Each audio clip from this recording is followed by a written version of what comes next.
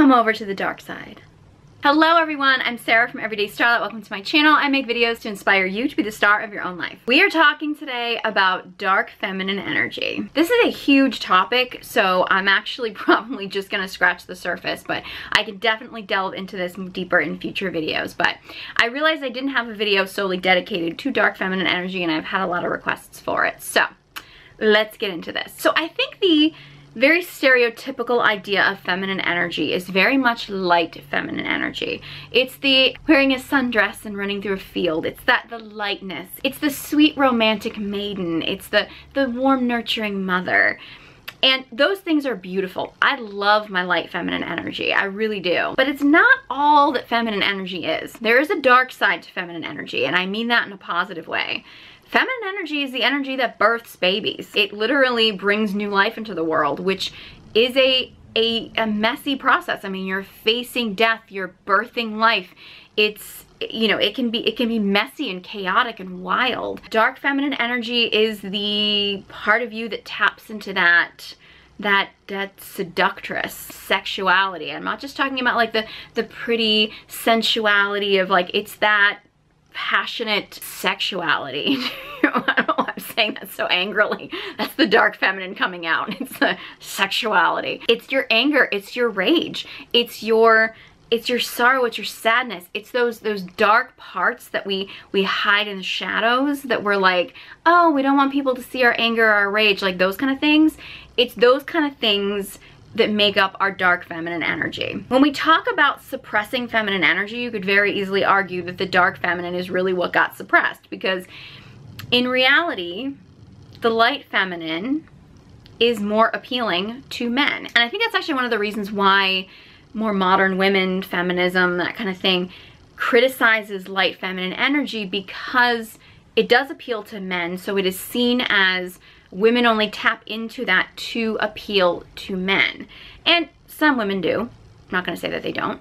But I love my light feminine energy. I absolutely do. I love it for me. It's a part of myself that I really enjoy and I really tap into. And it's really what enticed me into learning about feminine energy, which I think is really common. Most women, when they start tapping into their feminine energy, they come to it either for the light or the dark. Some women come to it for the dark energy because they're looking for a way to channel that dark energy in a more loving way. But more often, women actually come to feminine energy through the light feminine. And they decide that they want to be more relaxed. They want a softer life. They want to, which is all wonderful. That said, most of the time as women, you realize at a certain point that that light feminine is not all there is, and that you actually need to tap into more, enter the dark feminine. The dark feminine are all the parts of yourselves that you don't necessarily feel as comfortable connecting to. And that's why they're in the dark. That's why they're in the shadows. They're not in the light. But in reality, like, you need the darkness in order to show off the light. You know, you need both. You need light and darkness. So dark feminine kind of gets this bad rap. It's something I've been really tapping into a lot lately.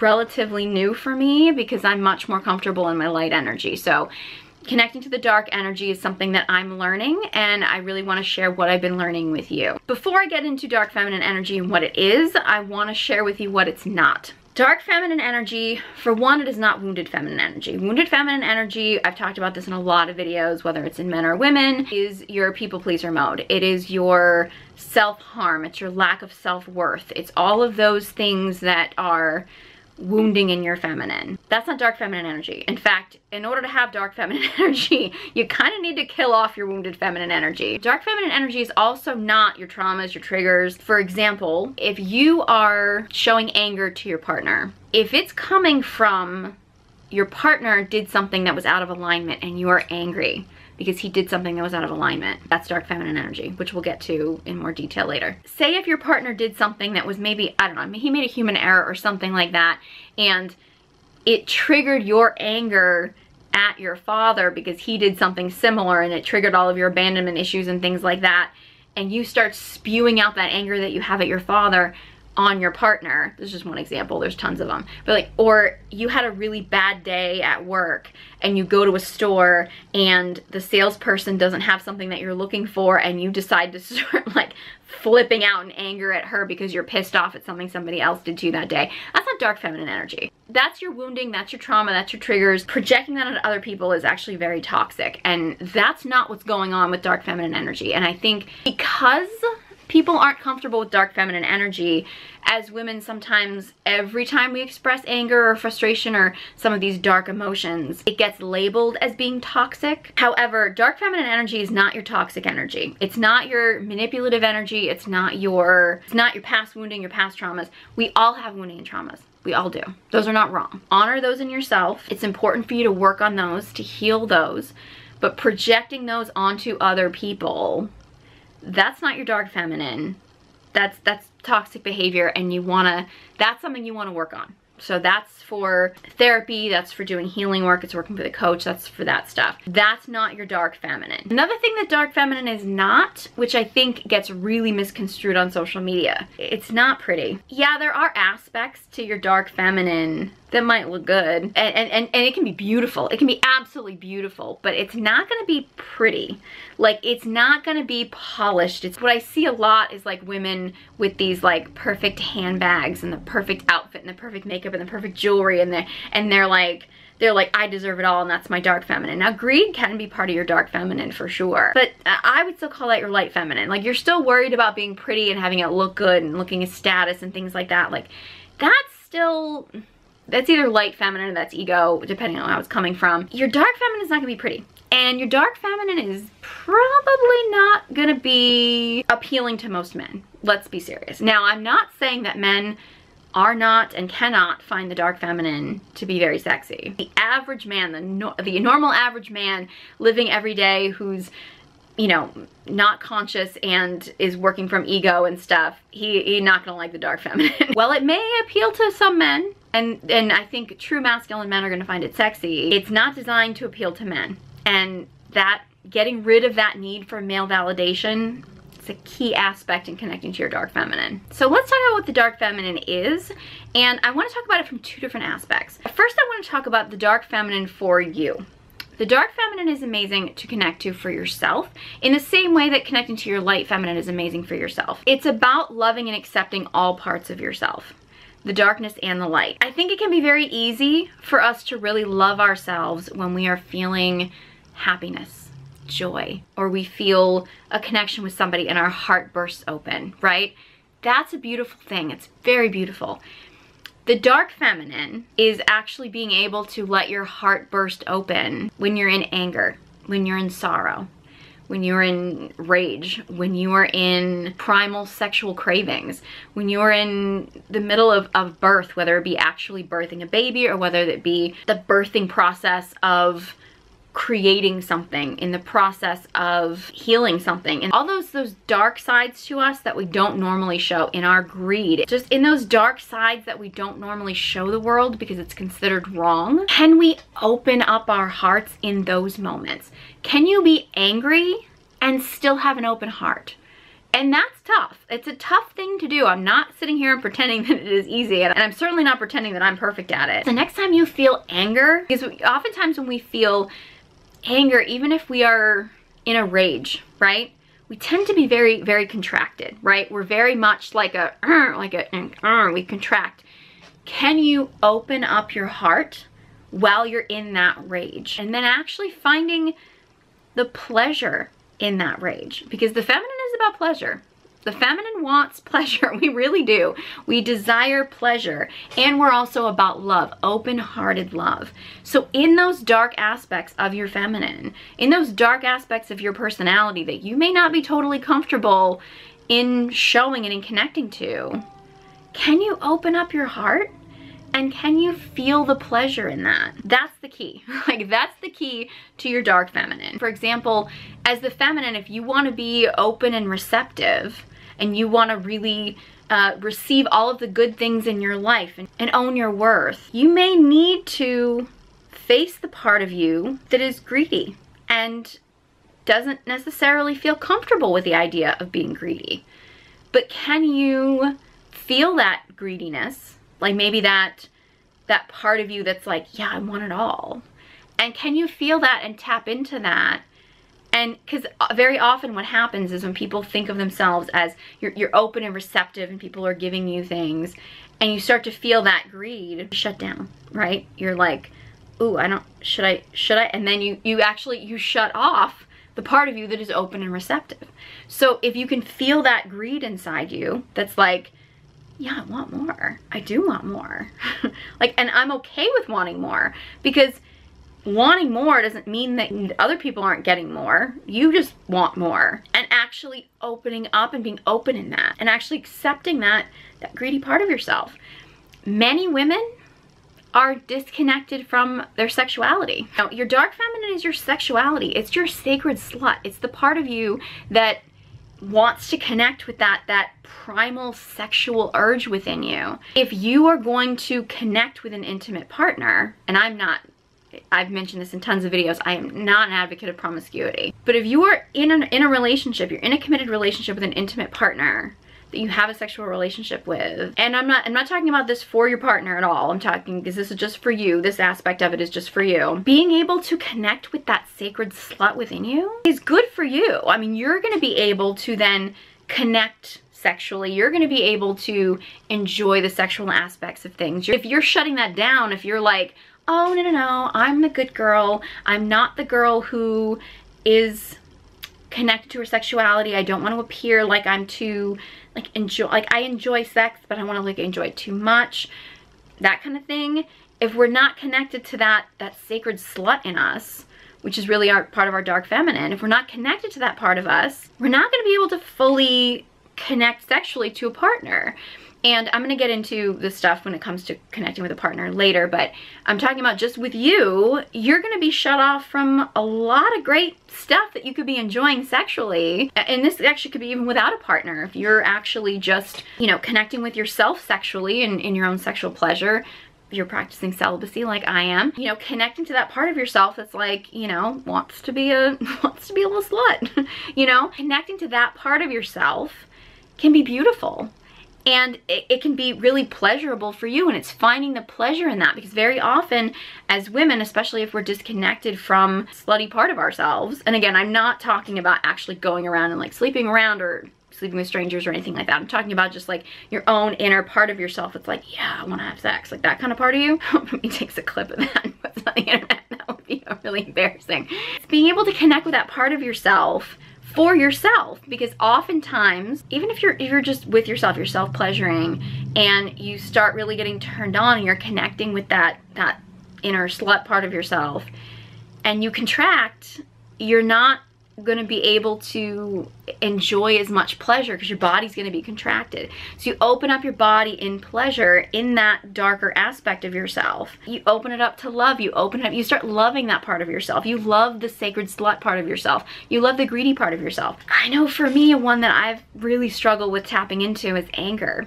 Anger, rage, that kind of stuff, because it does get so convoluted, because again, most of what we see nowadays as far as women's anger are triggers and trauma that are coming up, which can be terrifying for anybody because it's very toxic. So because it's seen in our society as bad, we tend to shut that part off. And anger and rage is a totally normal feeling. It's a normal emotion. It's normal to have that flow through us. It's important to be able to tap into that. That's something that I was really shut off from, coming from my background and kind of being taught that women's anger was, you know, scary and dangerous and stuff like that. And I really shut myself off from allowing myself to be angry, and then I would let it bubble up, and then it would just come out at the wrong time and things like that. And actually being able to say, yeah, I'm angry, and letting that move through me, letting myself be open when I'm angry, letting that flow through me and stuff. And I had this angry rage moment not that long ago, and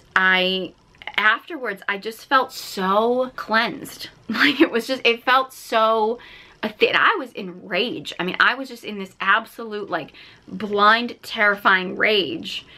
And I let it flow through me, and then after that, I felt so much relief. It was almost euphoric. And I've had a moment like that with sorrow, where there's been times when I've been so sad, it terrified me. Like I was afraid of how sad I was gonna let myself go.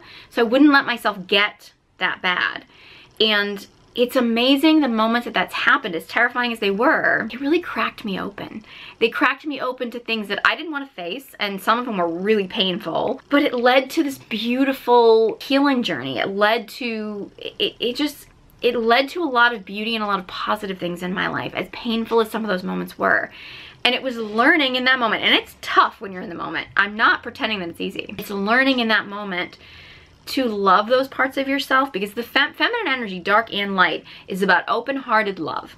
That is the priority of the feminine. It's about open-hearted love. So your light feminine, it's usually pretty easy to stay open-hearted and loving. Your dark feminine, not as easy to stay open-hearted and loving. But if you can open up your heart in those dark moments, in those moments of places that are in the shadows that you're not quite as proud of in yourself, it can be a beautiful thing. It can be a real, and it's embracing those parts of yourself. I think it's one of the reasons why some people get into certain kinks or BDSM, and I'm not saying that you have to do that or anything like that, but I think sometimes it's embracing that. I mean, I know it's really interesting for me in my own personal journey. I'm an only child. So my parents had this fear that I was gonna be a spoiled brat.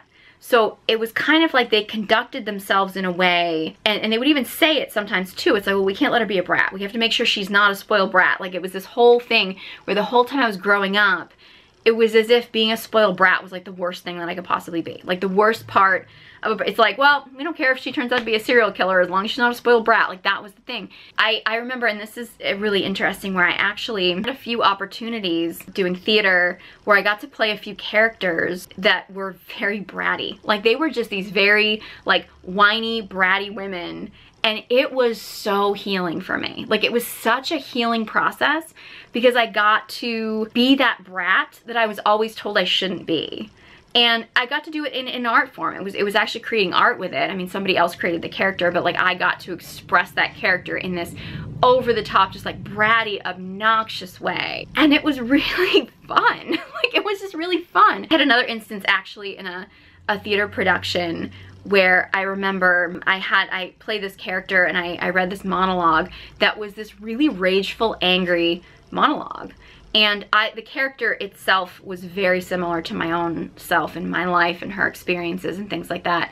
And she had this very angry, rageful monologue. And I actually remember being at the audition. I had to read the monologue for the audition. And it was actually a friend of mine who knew me pretty well that was there at the audition. And I did the audition, and I read that scene. And I was so emotional. Like, the emotions are pouring out of me. I don't think I'd ever been in the zone that much in an acting performance before. And I remember the other people that were auditioning, the other women that were auditioning, were like sitting there kind of like ooh, kind of like what, like that. And my friend actually came up to me, like kind of tapped me on the shoulder and kind of sarcastically was like, yeah, do you wonder where that came from? Like, you know, it's like silly, but it was the moment of making art. And that's one of my favorite things to do when it comes to tapping into some of this stuff. I did this like painting practice recently that was about doing some like shadow work and things like that, and I was really connecting to my inner jealousy. Yeah, actually, I did a workshop actually too, connecting to jealousy and things like that, and working on that aspect of myself. That's another aspect of your dark feminine, is, you know, that jealous aspect of you, that part of you that's just like, I want every man to be mine. Like, that aspect of you, beautiful. Like, it's a beautiful part of you. Like, instead of shaming it and being like, oh no, I shouldn't be mad at this person. Oh, I shouldn't be jealous of this. I shouldn't be that. Like, just embrace it. Just embrace the part of yourself, because first of all, none of us have to be perfect, right? Like, none of us have to be love and light all the time. That's exhausting, right? I mean, and nobody likes the person who's always love and light. Like, you want people to have flavor and realness, and that's what, you know, the dark feminine is like, it's like the spice, you know what I mean? Like, you've got the light feminine is like the sweetness, and the sweetness is great. We love sweets, so we love sweetness, but the dark feminine is like the spice. Like, it adds that heat, that kick, right? Like, that's your dark feminine, and it's fun. Like, when you really start embracing it, it can be scary. I'm not gonna lie. It can be scary at first. It can bring up a lot of stuff, and I highly recommend, if you are gonna start working with the dark feminine, that you have a good support system in some way. It can be really fun once you get into it. Like, once you start doing the healing work and things like that, once you're ready for that, and you don't have to jump into it until you're ready, but once you start tapping into that, it can be really fun. It's really beautiful for you. So those are some of the ways that the dark feminine can actually be great and healing for yourself. So let's talk about the dark feminine when it comes to other people, particularly men. So the big key to dark feminine energy when it comes to the outside world, you need to release the part of you that needs external validation. You need to release the part of you that wants to please people. You need to release the part of you that has neediness, that needs someone. And I'm gonna do a video about the difference between desire and need because I've had a few requests about that. You can desire people, things, absolutely, that's always great. But that neediness, you kind of got to get rid of that because that's gonna bring up fear. And the dark feminine when dealing with other people needs to be fearless. Now, are we ever gonna be completely fearless? Probably not. We all have fears. We all have worries. We're all human. Like, all of this stuff is not about transcending the human experience or anything like that. Like, we're all human. However, if you're operating from your fear, you're probably in more of your wounding. If you're trying to please people, you're probably in more of your wounding.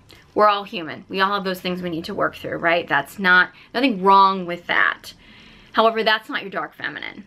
Your dark feminine really needs to let go of that need for people to like you, which is very difficult for most people. I mean, it's a big hurdle. Most people are never fully gonna get over that because at the end of the day, particularly as women, we desire community and connection. So we're not gonna necessarily wanna do things that are gonna put that at risk. However, in order to be in your dark feminine with other people, you kind of gotta be okay with people not liking you. Because when you embrace the aspects of yourself that are not necessarily as pretty, there are gonna be people who don't align with that. And there are gonna be people who don't like that. And the dark feminine really kind of forces you to ask the question, okay, if this person can't handle me, can I have them in my life? And that goes with friendships, family, romantic partners, anybody really. This is not about, hey, how much toxic behavior can I put on somebody that they'll put up with. This is about how much of my true self,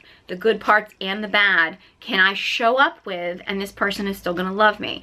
If you say have a friendship with, you know, another woman, it could be two women, and you actually start calling in a lot of abundance in your life and you kind of are dealing with that greedy aspect of you that's like that wants more, which is totally normal for the feminine. If you have a friend who can't handle that aspect of you, like she can't handle the greediness of you that actually wants more, you know, provided that you're not stealing from her or you're not doing anything to hurt her, but she can't handle that aspect of you, then maybe the two of you aren't necessarily in alignment. Or if you're really tapped into your sexual energy and she's really not comfortable with a woman who's that tapped into her sexual energy, you two just aren't in alignment, and maybe you two just aren't in the same places in your life, or you're just not necessarily meant to be in each other's tribe, and that's okay.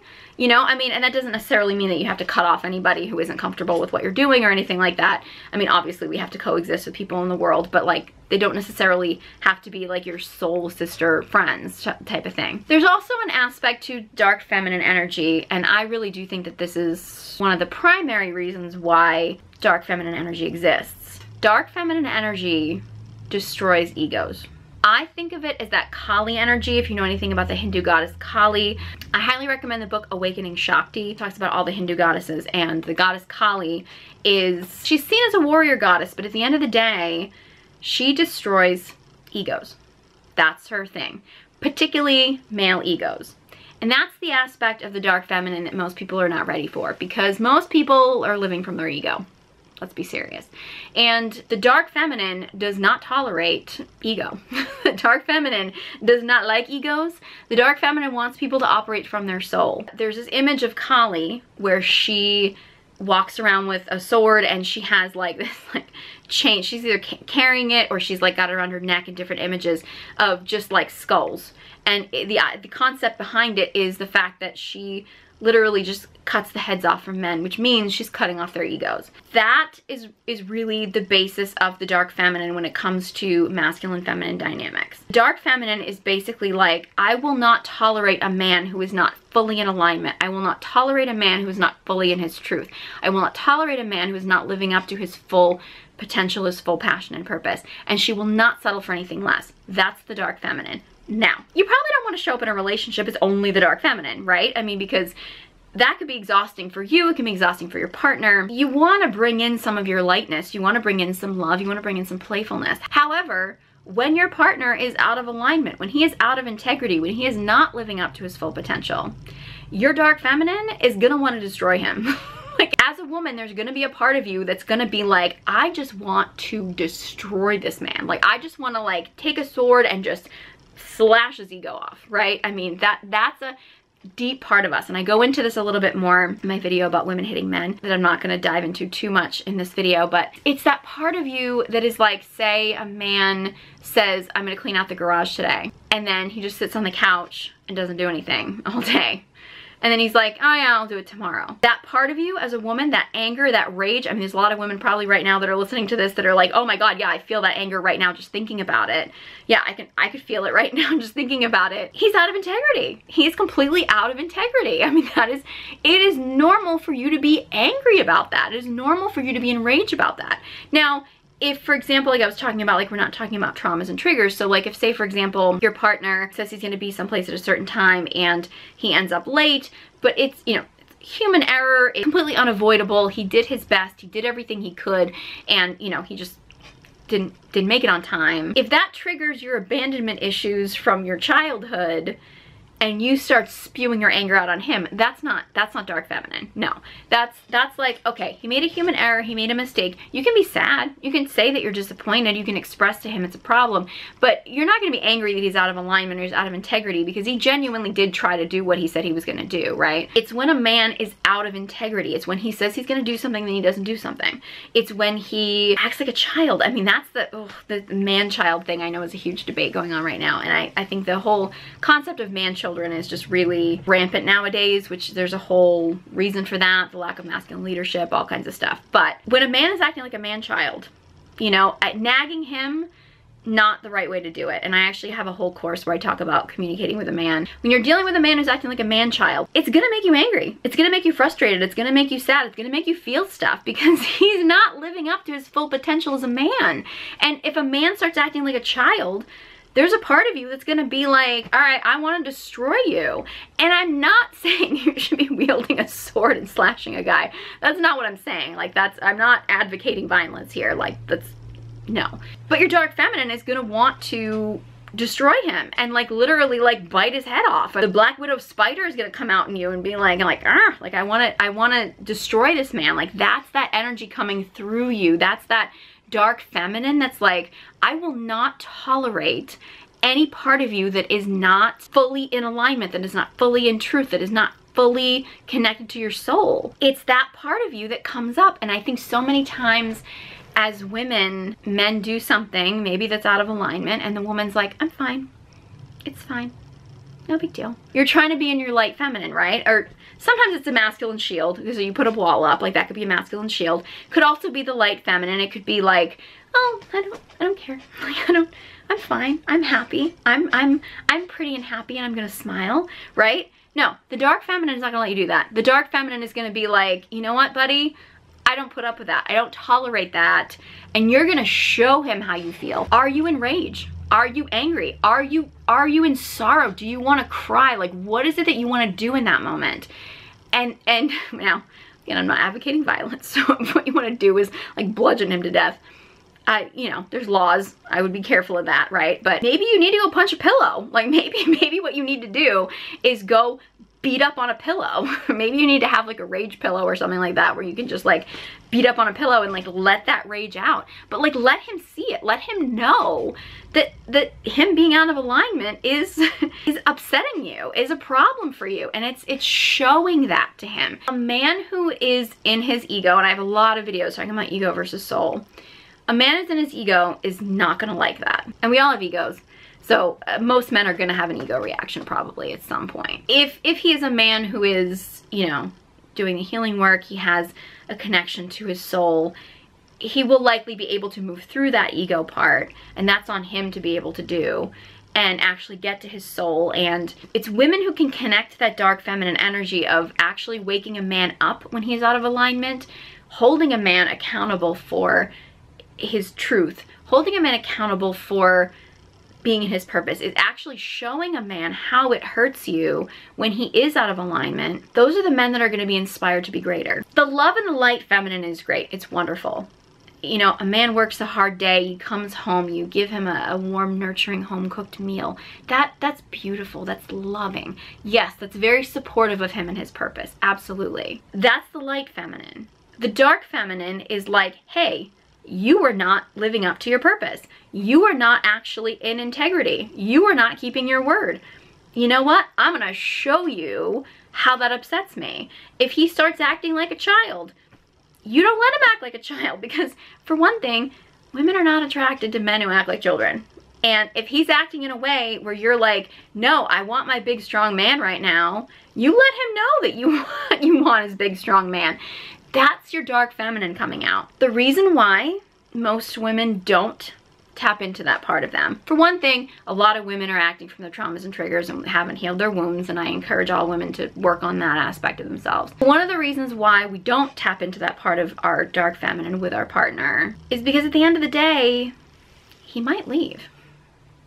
And that's a scary prospect, right? That's a scary prospect, to bring that energy, to bring that forth and possibly be rejected, to possibly lose love. That's scary. I actually heard this quote the other day. It was on social media that was like, basically, feminine testing, which could also be seen as dark feminine energy, is the ultimate sacrifice of love. Because it's basically a woman saying she loves a man so much that she's willing to risk the possibility of him walking away and leaving her than to just let him not be in his full truth and his full alignment and his full self to reach his full potential. And that's scary. It is. For women especially we're designed to want to keep love, we're designed to want to stay in community and connection, and we're designed to put relationships first.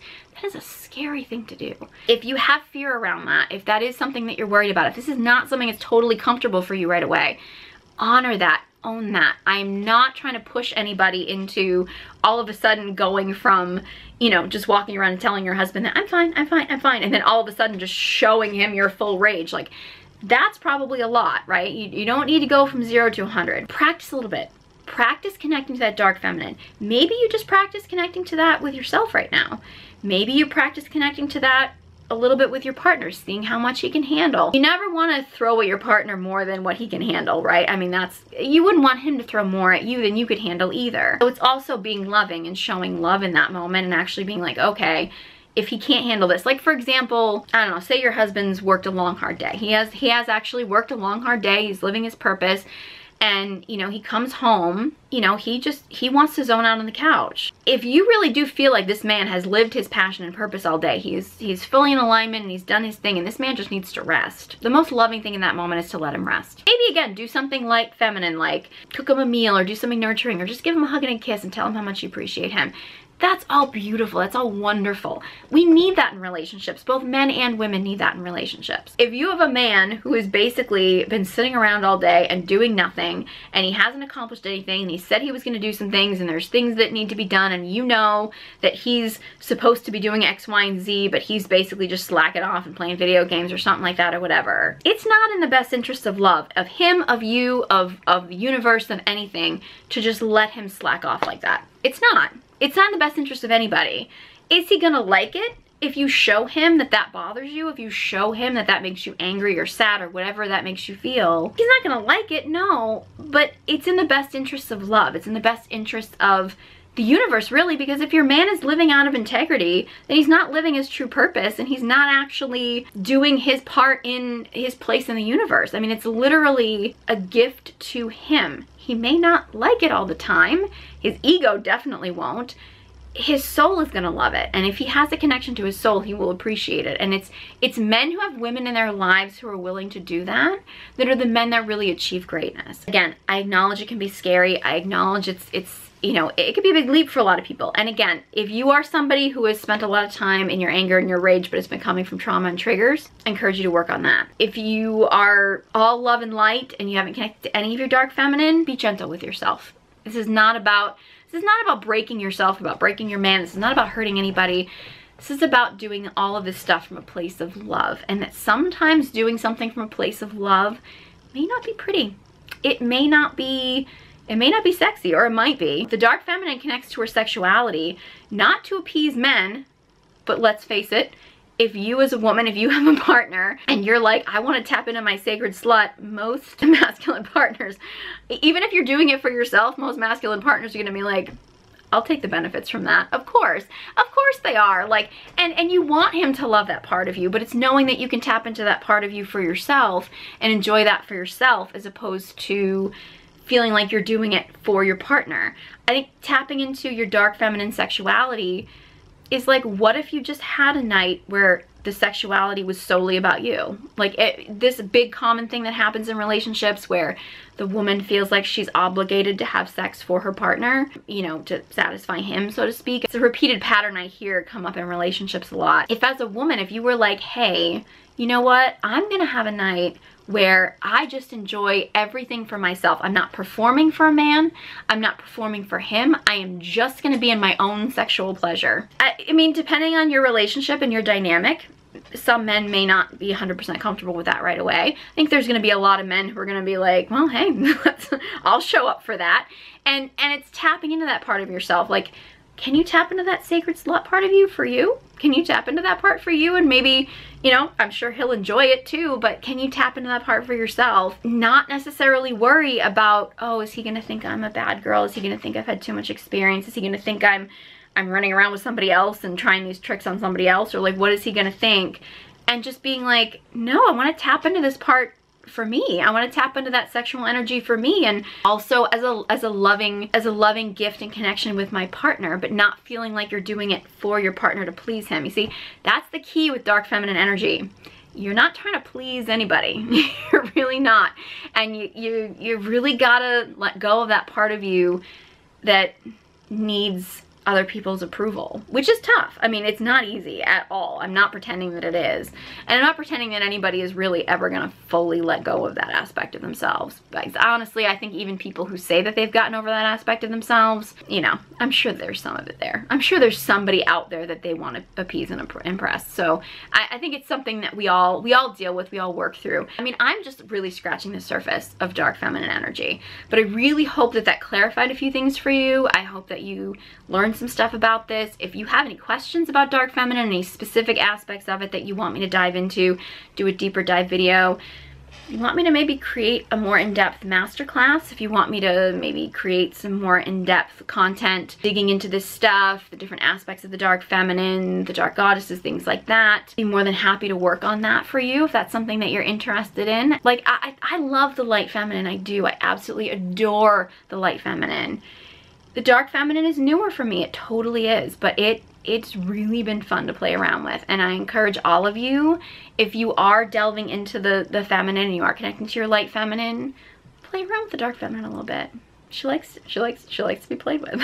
So yeah, just have fun with it, because you can have fun with your dark side. So really just a taste of the dark feminine, but I hope you guys enjoyed this. If you did enjoy this video and found it helpful, please give it a big thumbs up and be sure you subscribe to my channel. I have a lot of other videos that kind of touch on this particular topic. So, you know, I think I'll try to link some of those in the description box below so you can delve into it a little bit more. If you want to connect to your feminine energy and learn more about feminine communication, I have some online courses. Details are in the description box below, along with links to all my social media accounts. Thank you guys so much for watching, and I hope you join me next time.